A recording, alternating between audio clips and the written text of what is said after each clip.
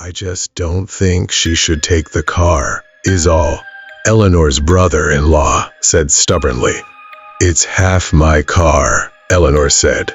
I helped pay for it. I just don't think she should take it, is all. Her brother-in-law said. He appealed to his wife. It isn't fair. She should have the use of it for the whole summer, and us have to do without. Carrie drives it all the time, and I never even take it out of the garage, Eleanor said. Besides, you'll be in the mountains all summer, and you can't use it there. Carrie, you know you won't use the car in the mountains. But suppose poor little Linny got sick or something, and we needed a car to get her to a doctor. It's half my car, Eleanor said. I mean to take it. Suppose even Carrie got sick. Suppose we couldn't get a doctor and needed to go to a hospital. I want it. I mean to take it. I don't think so. Carrie spoke slowly, deliberately. We don't know where you're going, do we? You haven't seen fit to tell us very much about all this, have you? I don't think I can see my way clear to letting you borrow my car. It's half my car. No, Carrie said. You may not.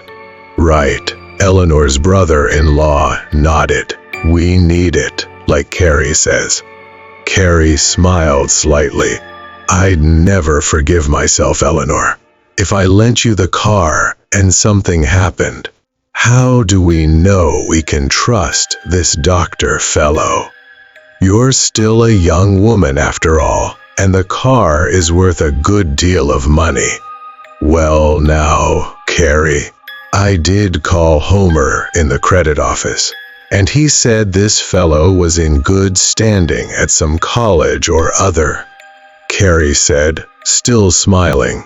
Of course, there is every reason to suppose that he is a decent man, but Eleanor does not choose to tell us where she is going, or how to reach her if we want the car back. Something could happen, and we might never know.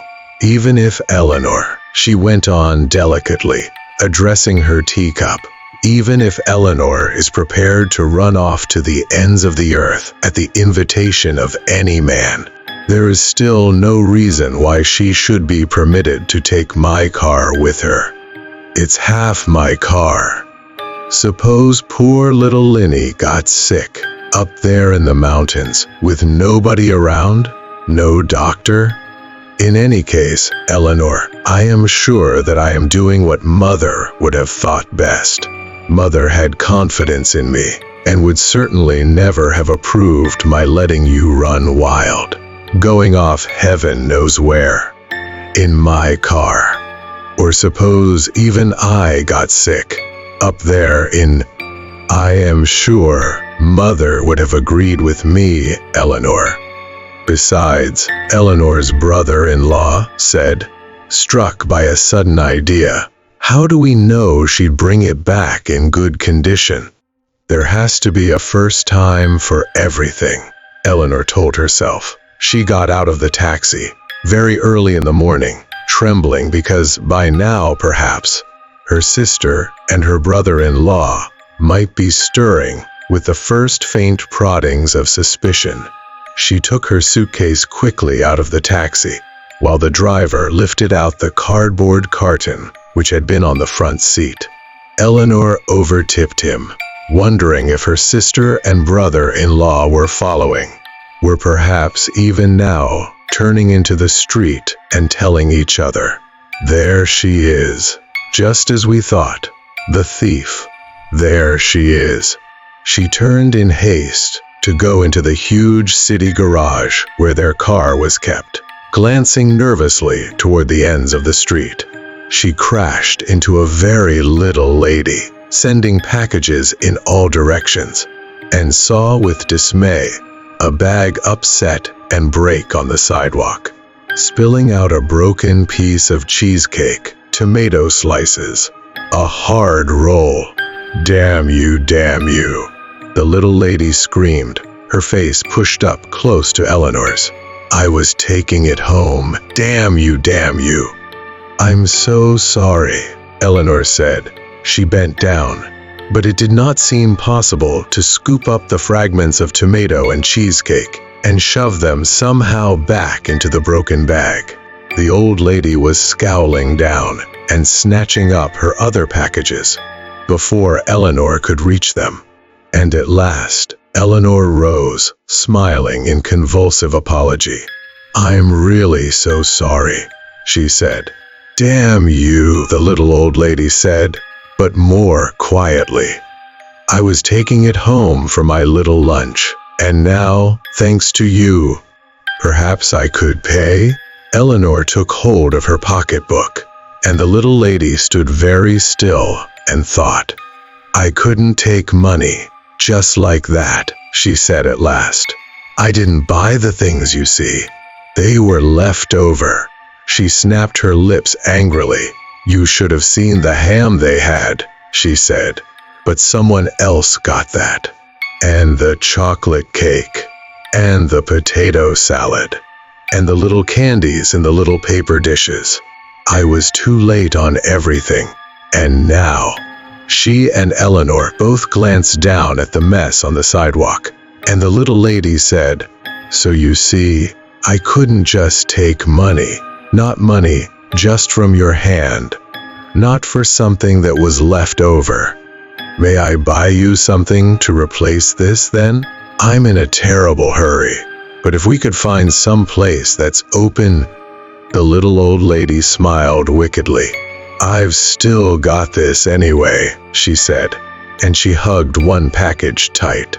"You may pay my taxi fare home," she said. "Then no one else will be likely to knock me down."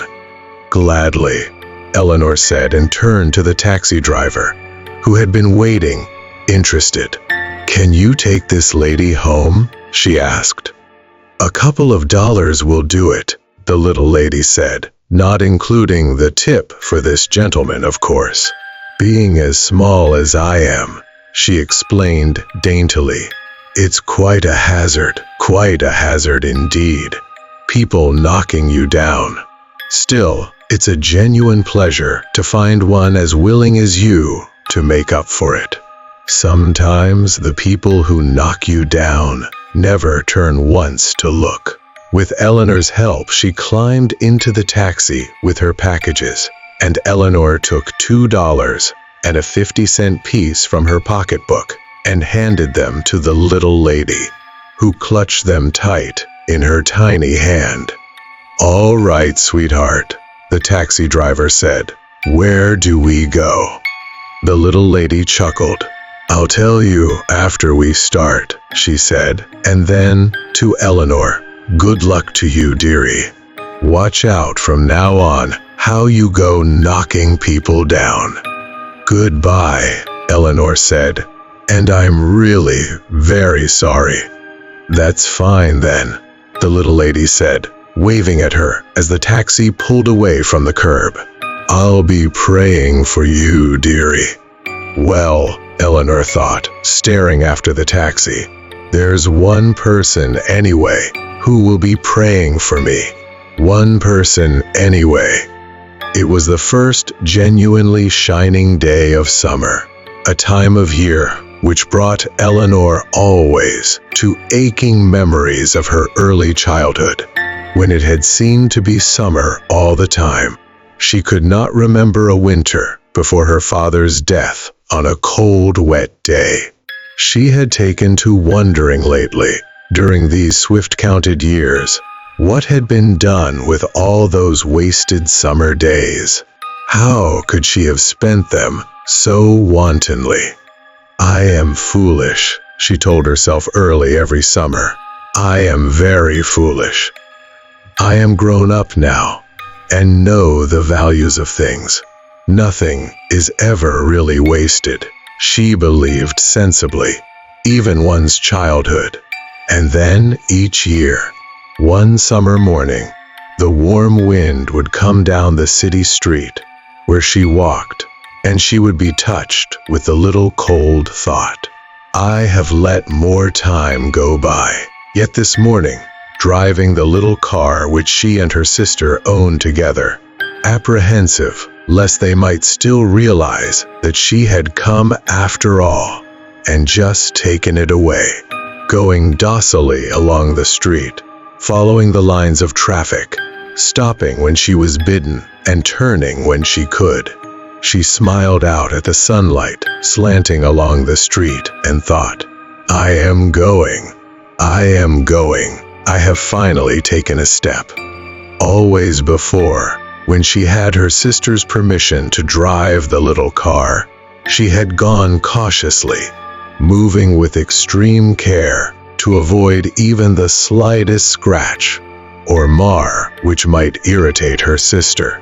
But today, with her carton on the back seat and her suitcase on the floor, her gloves and pocketbook and light coat on the seat, beside her, the car belonged entirely to her. A little contained world all her own. I am really going, she thought. At the last traffic light in the city, before she turned to go onto the great highway out of town, she stopped, waiting, and slid Dr. Montague's letter out of her pocketbook. I will not even need a map, she thought. He must be a very careful man. Route 39 to Ashton, the letter said, and then turn left onto Route 5 going west. Follow this for a little less than 30 miles, and you will come to the small village of Hillsdale. Go through Hillsdale to the corner with a gas station on the left and a church on the right, and turn left here onto what seems to be a narrow country road. You will be going up into the hills, and the road is very poor. Follow this road to the end about 6 miles, and you will come to the gates of Hill House. I am making these directions so detailed because it is inadvisable to stop in Hillsdale to ask your way. The people there are rude to strangers and openly hostile to anyone inquiring about Hill House. I am very happy that you will be joining us in Hill House, and will take great pleasure in making your acquaintance on Thursday, the 21st of June. The light changed. She turned onto the highway and was free of the city. No one, she thought, can catch me now. They don't even know which way I'm going. She had never driven far alone before. The notion of dividing her lovely journey into miles and hours was silly. She saw it, bringing her car with precision between the line on the road and the line of trees beside the road. As a passage of moments, each one knew, carrying her along with them, taking her down a path of incredible novelty to a new place. The journey itself was her positive action, her destination vague, unimagined, perhaps non-existent. She meant to savor each turn of her traveling, loving the road and the trees and the houses and the small, ugly towns, teasing herself with the notion that she might take it into her head to stop just anywhere and never leave again. She might pull her car to the side of the highway, although that was not allowed.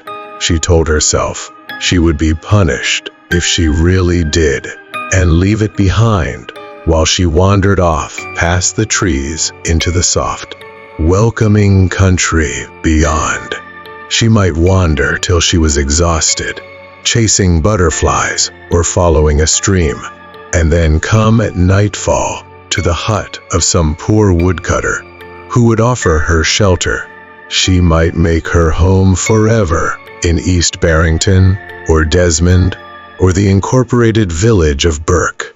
She might never leave the road at all, but just hurry on and on until the wheels of the car were worn to nothing and she had come to the end of the world.